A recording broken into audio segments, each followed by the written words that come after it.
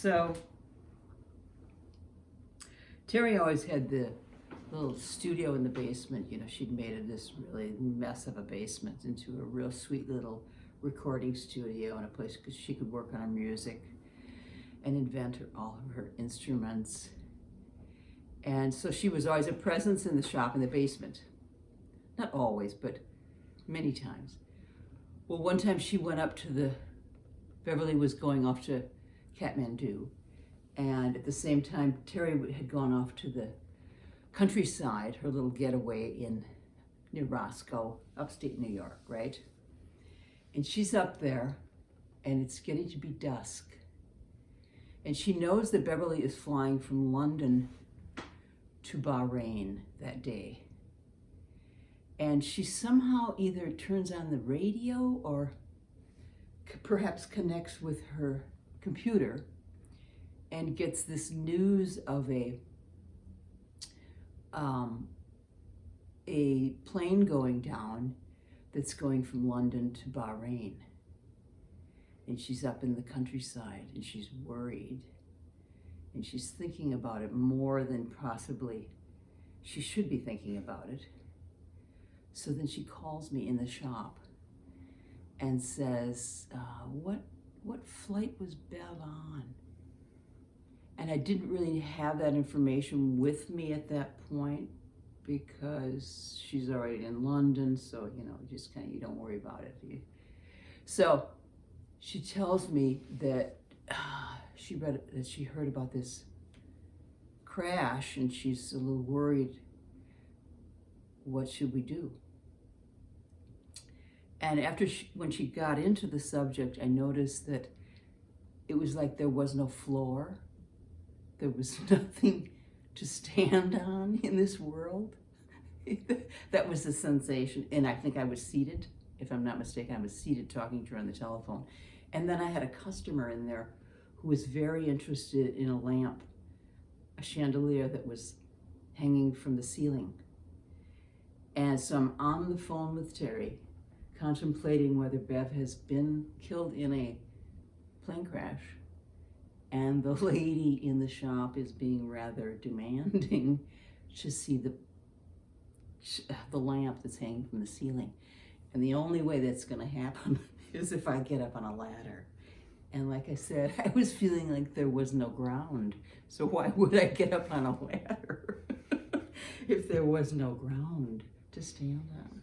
And then luckily, a poet that I know from Brooklyn wandered in, Shelley Marlowe, and she interceded. And if there was ever a moment for a poet from Brooklyn to intercede, it was definitely that moment. She calmed the woman down. She calmed me down first. She said, and Shelley is a bit psychic, and so I trusted her. She said, I'm just not feeling it. I'm just not feeling like Bev is gone. I'm not. And so meanwhile, the lady is, you know, come on, let's get along here. We want to get the lamp. We want to get the lamp from the ceiling. So Shelley helps me get the ladder out. I think she went up the ladder. I stayed on the ground and got the lamp down, and the lady bought the lamp. And the whole time I'm kind of, not exactly shaking, but there's something, my body is vibrating, I guess you'd say. It's the only way I could put it. And then the lady left, and Shelley helped me close up the shop. And I didn't call Terry back or anything. I just went home and went to bed. I thought, well, if it's true, I don't want them to call me. So my suggestion, I did forgive Terry, certainly, after that experience. Though my experience has made me think that if that were to happen, I would never call anyone to tell them that anyone had. I don't know, call me a coward. But unless I knew it, and even if I knew it, it would be hard for me to tell someone, but if I had to, I would. But the next day, I got up and was going from my apartment to the shop, and I ran into the lady who was getting into a cab, I think to leave town or something. And she said before she got in the cab, she said, your friend wasn't on it, right? He was kind of half asking and half saying, of course she wasn't on it or you wouldn't be standing here. And I said, right, she wasn't on it. And she was so glad. We were both we had that moment, and then she got in the cab and went to the airport.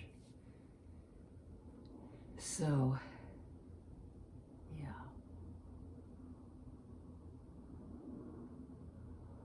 I've always been indebted to Shelley for that moment. I didn't know Shelley that well. And since then, Shelley has been to Kathmandu and helped out there with a girlfriend. So it's powerful. Just the chance things of life. Well, yeah.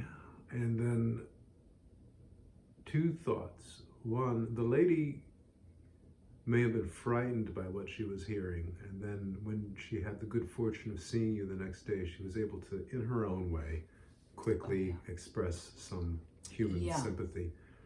But the thing that really got me is that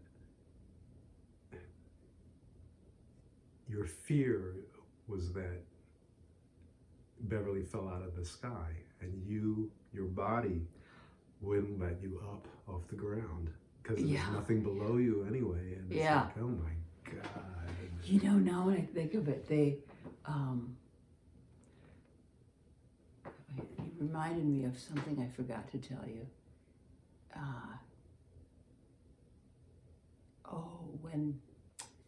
When Bev was in a situation at the end of her life, and we knew she was going to die, I was really glad that I had that experience with Terry, in the sense of it prepared me in some strange way for the fact that we do all disappear at some point. And so it was like a dry run, if you will, of an experience that, of course, you don't want to have. You put off, if you can, all of your life. If you can run from it, you would. But it had a profound effect that made me almost thank Terry for that experience. That's what's strange. That's what changed in me. I understand that. I think, in my own way, I understand. Yeah, it's like it prepared you for an emotional experience that we don't want to experience, and yet we know it's out there at some point for our friends, for our family, for everybody. But another thing that also shifted in me was, okay, there's the moment of like, of what would you call it? Magical thinking, I think is what they call it now. I think they that's dismissive, right? That term, or maybe. Well, anyway, I'll jump into that dismissive thing because I can relate to it. But there's a moment of, has Bev gone? And she's communicating with me through this woman who wants this lamp. And then it's it's a kind of like a turning it around, like, okay, well, if Bev's gone, she'd want me to help this lady out, and she'd be right with me here making this sale. I just trusted. There's something in me that says you got to adjust to the absurd and the unthinkable.